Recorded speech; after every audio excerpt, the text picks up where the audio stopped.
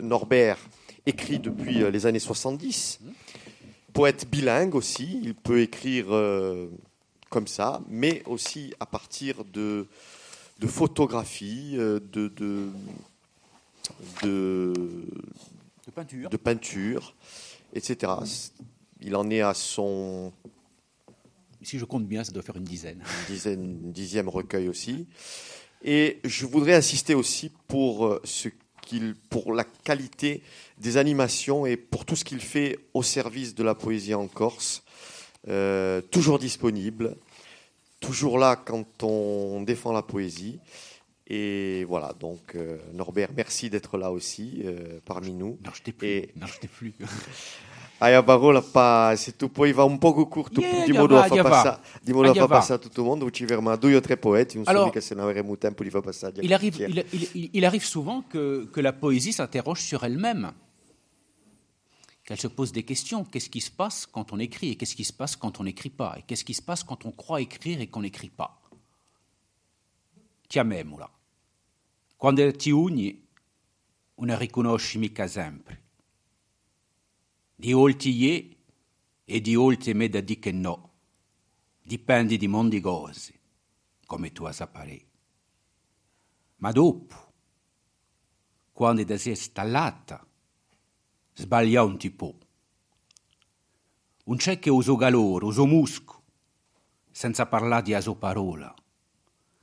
Qui da chi parla d'ida, senza mai Dio uso vero nome. Qui da chi non ha mai scurata l'ombra allagata dai propositi qui passano.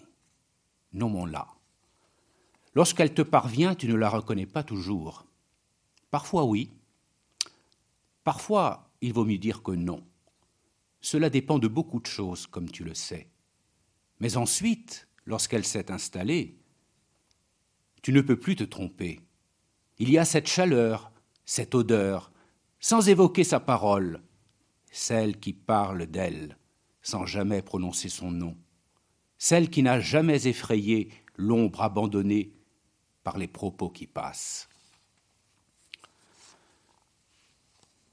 On dit que les poètes sont souvent détachés du monde, qu'ils vivent dans leur univers. Pourtant, moi, comme beaucoup, je lis les journaux, je regarde la télévision, je m'interroge sur bien des choses. Et le fait de s'interroger sur bien des choses peut générer aussi la poésie. Je me souviens de ces moines tibétains qui luttent encore contre un pouvoir absurde. Ils ont toute ma sympathie, ils ont la sympathie de beaucoup de gens. Cette sympathie ne génère pas un poème engagé, elle génère un poème qui s'interroge sur cette notion de sympathie. Stasera. Stasera siamo monaghi, monaghi inchiustratto pregando d'una stessa vede. I nostri giganti si perdono in l'alta cima di un nostro giuramento. Taemmo i piedi scalzi e o capo tuso. E andemo per sitiarsi sfortunati, pidendo un riso quando uccidane, stando a panza biota quando tu c'è nuda. Stasera siamo monaghi tibetani, bramemmo l'aiuto. Niente non avemmo e tutto videmmo. I nostri bracci magri, i nostri anchi sgranfiati e anche un nostro fiato di poca fortuna. Stasera andremo un'altra volta a suonare l'ora di Esperino. Faremo rumore che ognuno sentisse.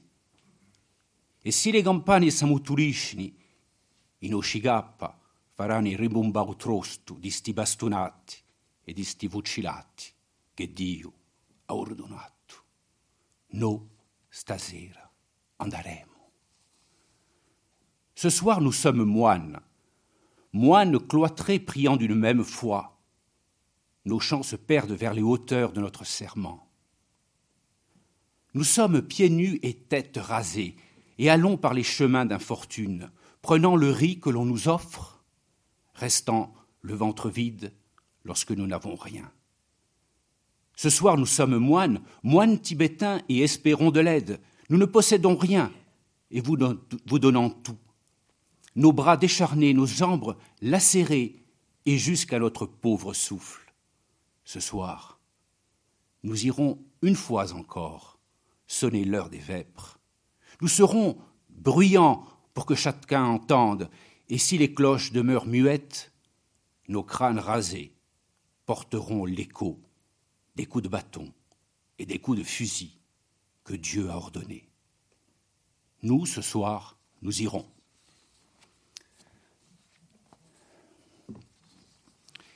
Il y a aussi parfois des thèmes surprenants. Vous savez, les natures mortes, ces peintres qui peignent des fruits, des légumes, et qui en font une œuvre qui suscite notre intérêt. Bien, il peut arriver que le poète aussi se saisisse de cette nature morte et décrive des objets qui sont placés sur la table, tout simplement. Nantuato la cera, pezza di gaggio e fette di pane, un bicchiere di vino, una gultè da parte. Aveva poi una subaretta accanto e aveva scappato a farsi un pencio. O iagro steso un tara, ronzigaio su muzzigono, sotto a figurera maliziosa di amicia aggrongiolata. Era ora di piombo, di stu sole che affoga, quando il caldo si va cigulora, sdrogindo tutti gli altri compone che sta bassi. Sur la table, il y avait des morceaux de fromage et des tranches de pain, un verre de vin, un couteau ouvert. Il avait posé sa casquette et s'en était allé faire un petit somme. Le chien couché par terre rongeait un bout d'os sous le regard malicieux du chat pelotonné. C'était l'heure étouffante d'un soleil de plomb, lorsque la chaleur se fait couleur, diluant toutes les autres qui ne peuvent que se taire. Ecco. Merci. Merci beaucoup.